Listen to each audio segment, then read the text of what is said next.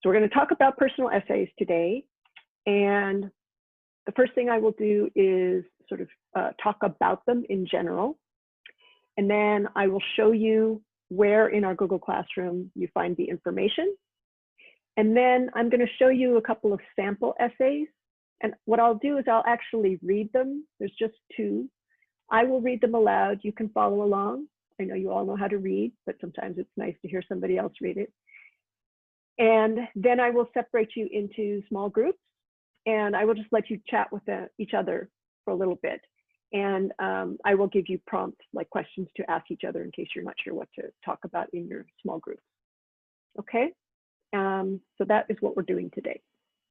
Good? All good? All right, so the thing about the personal essays is for this class, I am assuming that most of you will use this personal essay for your college application. If you just want to write a personal essay about anything at all for the sake of writing a personal essay and it's not specifically for college, you really don't have any restrictions. You just have to write something that is personal and unique to you. If, however, you are writing about writing the college essay for the purpose of applying to college, then there are a few things you want to keep in mind. One, as I mentioned, the word count. If it's for the common applications page, their word count is 650 words. And it is entirely possible that if you write 660 words, it will cut off the last 10 words. So you really want to stick to that word count. If you're writing a college essay for a different application, check and see what the word count is, because sometimes it's as little as 500 words. I know when I was applying to grad school, 500 words was the maximum. So it had to be really tight and really concise and fit into their requirements. So those are, for this assignment, those are their rules, not mine. Okay, so that's why I have established, and I updated the instructions in our classroom to say that between 500 and 650 is fine. And if it's a tiny bit over, that's fine too. Don't worry about that. But you do want to keep that in mind for this assignment if you use your personal essay for something else, for college applications in particular. The other thing you want to keep in mind for this essay is that anything that the university or recruiters can see in your other materials, don't add that.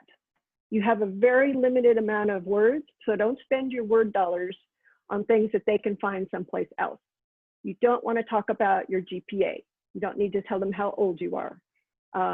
You don't need to tell them, you know, anything that is obvious from your other application materials. Just skip over that and trust that they will know all of the sort of academic qualifications that you bring, because you've already given them tons of material, okay? So for this essay, you really just want to focus on something that is unique to you. Think of this like you're sending them a photograph of yourself through words. And this is the first time they get to see you. They can read all of the sort of boring standard stuff in all the other documents, but this is the first time they're seeing you. So you really want it to capture who you are, a little bit of your personality, your style, your voice is very important. So you want to think about that in writing this essay. What they're looking for the college essays in particular is they want to see, obviously, if you can write or not. This is the first example of your writing style. So it's important that you get this as polished as you possibly can, because they will take notice. But they also want to see like who you are as a person. And they want to find people who are resilient and adaptable, because they want to know that if they accept you to their institution and they throw you into the world of college, that you're going to be able to manage it and cope and thrive. So if you have had an obstacle in your life, we have all had obstacles in our lives that you have overcome, and you think that would make a good story, that's always a great place to start.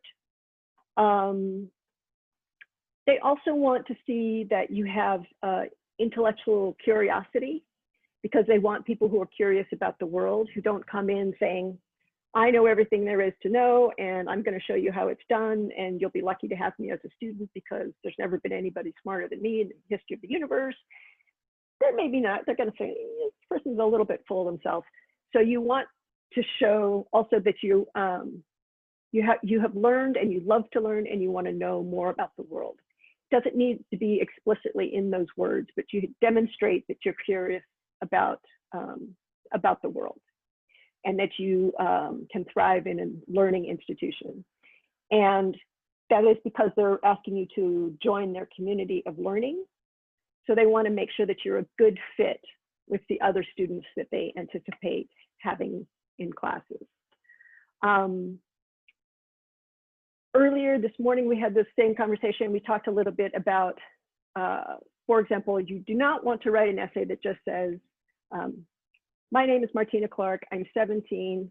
I'm not 17. I go to aviation high school, and my GPA is 3.2, and I really like airplanes, and I think that New York is interesting, and the subway's cleaner now, and so that's great. Things may be all true things, but they're really boring, and they're just like that could be any student anywhere.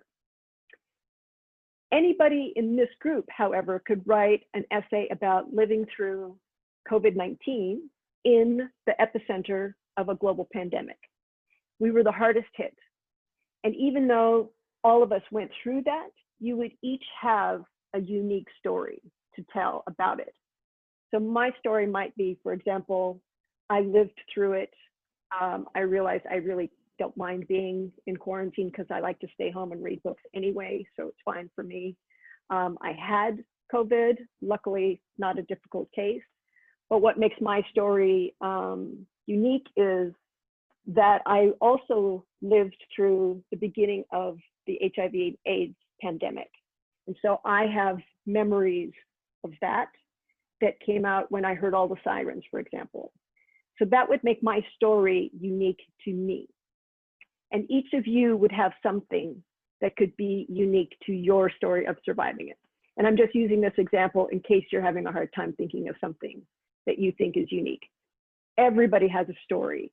And I'm sure you all have actually many, many things that you could include, but sometimes it's hard to pull them out, or you feel like, that doesn't really count. That's really not that big a deal, but they're all there. All of the stories are important, okay?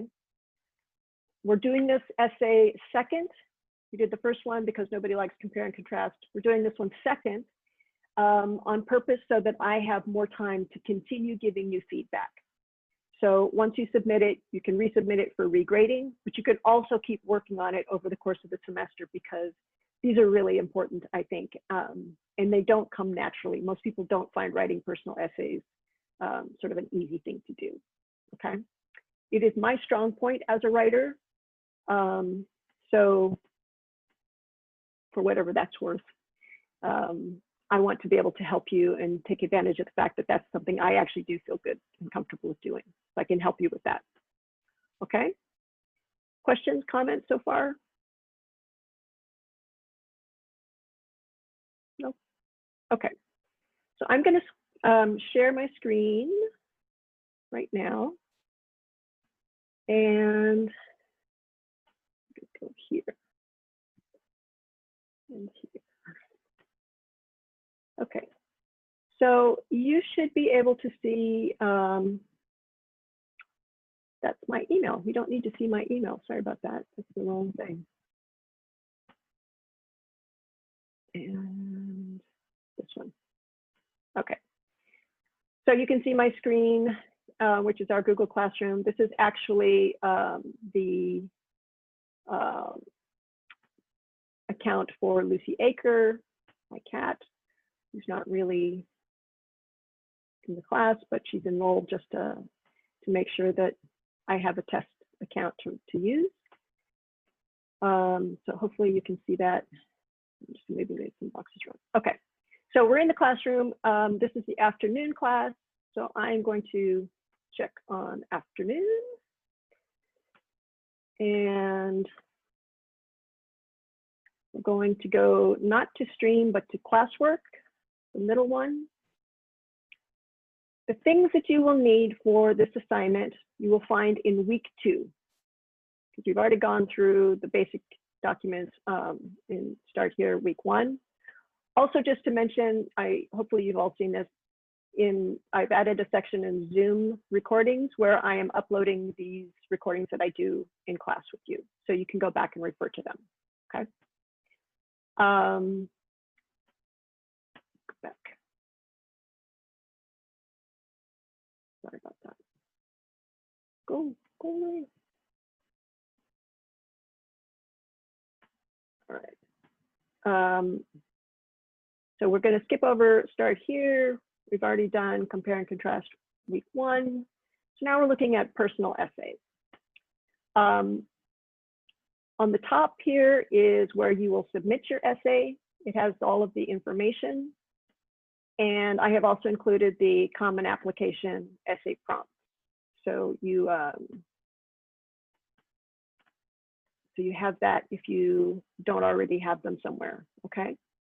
And there's a copy of the format just to remind you how your essay should look. But I think most of you already have gotten that one down. Okay, so that is that. This is a Zoom lesson from last semester that I uploaded, and I will put that also into the YouTube channel. This is the prompt for today about being lonely or not. I did that on purpose because I think a lot of people, having gone through this quarantine, have felt lonely, or they have reevaluated lonely. You know, we have this idea that with social media, nobody ever feels lonely because we're all connected through our devices, right? But in reality, maybe we're not. So I hope that that will be something that maybe will help you think of things that you might want to write about, in case that's useful. This is the extra credit assignment. It's called a bio poem, where basically you answer questions and you write a little poem about yourself or somebody else.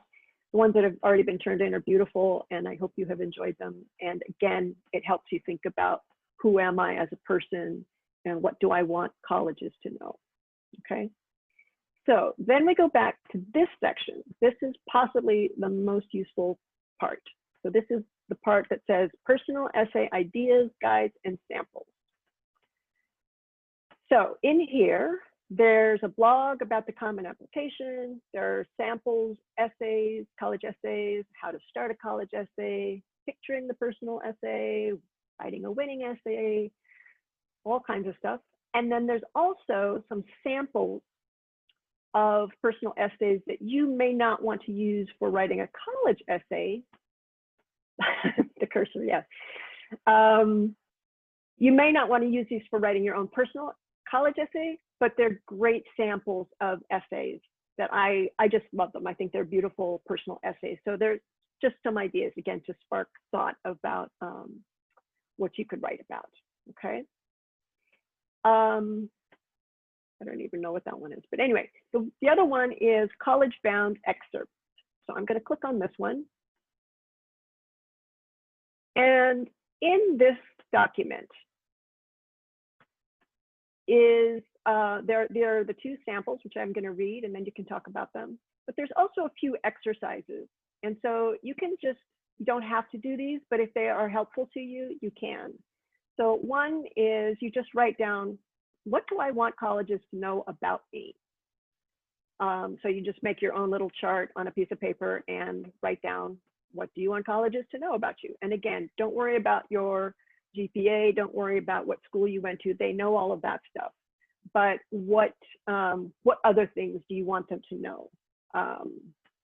So in this case, somebody has written down that they're fully bilingual and consider themselves bicultural. Their family has a big influence on them. They founded a documentary club at school. They want to study journalism in college. So those are some things that person wants the college to know. So you can make a little list for yourself. And then their life story. So here you can add your own details. This person was born in Seoul, moved to New York when they were 5. Half of their family lives in Korea. In middle school, their mother got sick and the student had to take care of her. They bonded over watching documentaries. That's how they ended up founding the documentary club. And wrote a review for a school paper, won a contest on that, had an internship at a production company. So these are little things that show both the link to the student's personal life, but also how it led to things in their academic life and how it is leading to their wanting to study journalism in college. So these are details that you can think about and just make a list for yourself. For this kind of an essay, I think it's really helpful to write a list so you make sure that you cover the things that are important to you, okay? So I'm gonna skip ahead to this other part that is in here. I'll go back to the essays. And again, this is another chart. You can print out this page or just copy it and do one on your own. I think this is a PDF, so I don't know if you can actually, I don't have this as a document that you can write on, but it may also help you. So you think about what you want colleges to know about you, then something on your life story, something else in your life story, and then you build on it with some supporting details, more supporting details, more supporting details, more supporting details, and then a conclusion. So basically, this is a simple template you can use for an outline for your personal essay. You do not have to, but if you're feeling stuck and you need guidance, this might be a useful document, okay? Questions so far? Nope, okay.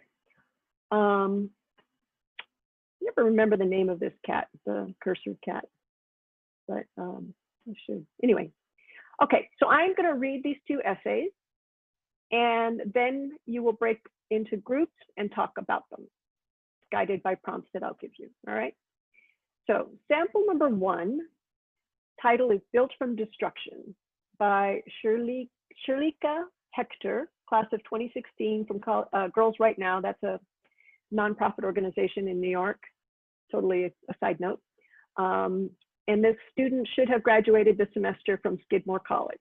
So this essay clearly worked for them to get into college, okay?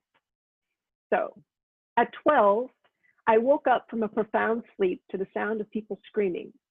My bed jolted from one side of the bedroom to the other. I screamed, "God save me," because my world was tumbling down upon me like an avalanche. I could smell death. I crawled outside, facing a sea of dust. Since I am asthmatic, I ran back into the shaking house and closed all doors to protect my weak lungs from becoming the bed for that vast sea of dust. I stayed inside until suddenly total silence fell upon my world. I thought, everyone has died. I'm the only one alive. At that moment, to me, I was the one and only survivor in all of Haiti, an estranged creature lost in a deafening silence. January 12th, 2010 destroyed a part of me. 8 months later, I moved to New York City to live with my father and his new American family. The first month in New York felt like a knife relentlessly stabbing me. I was bullied at school for being an immigrant and not being able to speak English. Others called me African, as if that were a curse. At home, I was living with 8 brand new people who were very different from me. I did not feel welcome anywhere. At night, rivers of tears put me to sleep. My level of confidence could be measured with a spoon. The only person I knew that I could tell about my obstacles was my mother, but she was struggling in Haiti. Her mother was battling breast cancer and her younger sister had no one to help her with her baby. I did not want to add to her burden. I kept quiet, even as pain continued to eat me inside. Writing became my therapy. I began to write in my journal in hopes of finding my purpose as a human being. While I was trying to improve my condition, some people close to me put fences around my dreams, saying that I was not intelligent enough to become a doctor. One person suggested that I become a home health aide instead of a doctor. I heard what they said, but their words did not deter me because I knew my destination. In the summer of 2014, I interned at my Maimonides hospital, working with orthopedic surgeons who motivated me to study medicine. On paper, I was able to reflect my experiences, the bad and the good. Writing poetry gave me a way to deal with my bullies and the intense pain I was feeling. Rather than holding all my feelings in my head, I worked through them in my journal. The experience of adjusting to my new situation gave me a different perspective on life. Suddenly, having to adapt to a new family, a new culture, and a different climate drove me to despair, but writing saved me. As I moved forward, I became a tutor and tutored all my former bullies in every single subject, including English, which brought inexplicable joy to my heart. I learned that some people would always have some negative thing to say. Life can be cruel, but individuals decide if their circumstances break them or strengthen them. I have decided to be empowered by my obstacles. Okay, so just reflect on that one a little bit. A lot to ponder.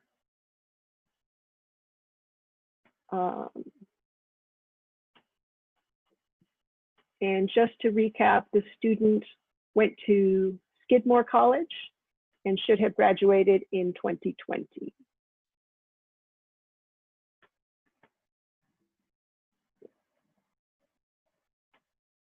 Okay, so that is obviously a very powerful paper.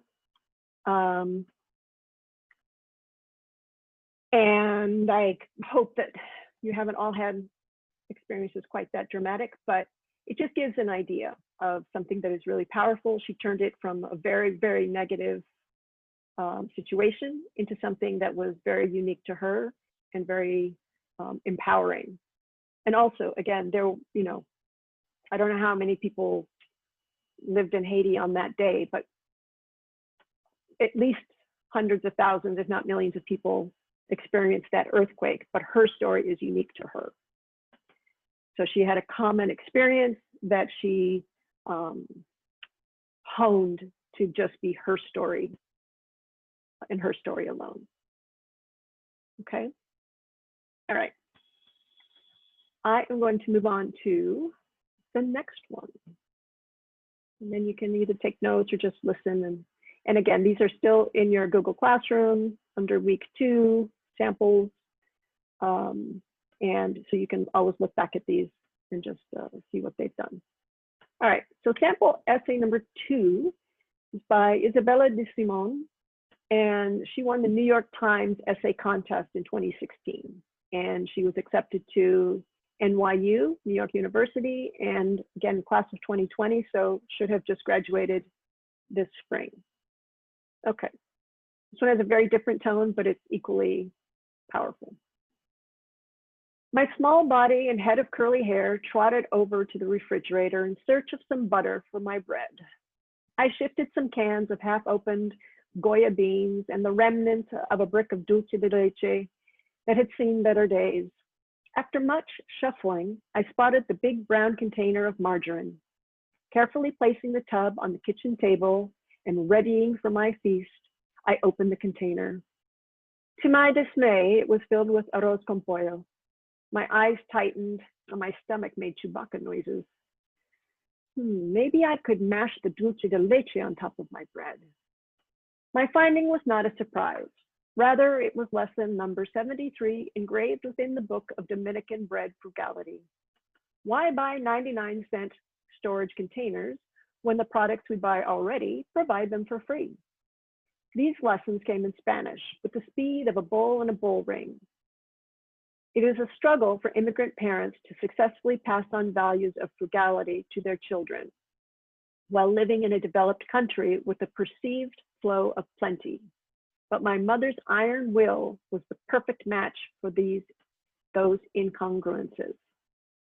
For a child, things like magic, fairy tales, and free MacBook offers make it difficult to grasp the value of money and to quantify the struggles that some families face to make ends meet. The collective hope is that through hard work and a miracle, one ends up figuring out how to make $5 out of 5 cents. This fervor to be frugal and purposeful is something that was passed down to me much like some families pass down an obsession with monogramming or Thanksgiving Day traditions. My trailblazing family's thrifty efforts were legendary in our neighborhood. We started reusing and repurposing way before it was trendy. We made do with what we had, and what we had do more in order to awkwardly swim toward the Dominican American dream. Frugality is a game, or at least we made it into one. A game of who can save the most money by turning off the lights, keeping the heater off, and going to the library when the apartment got too hot.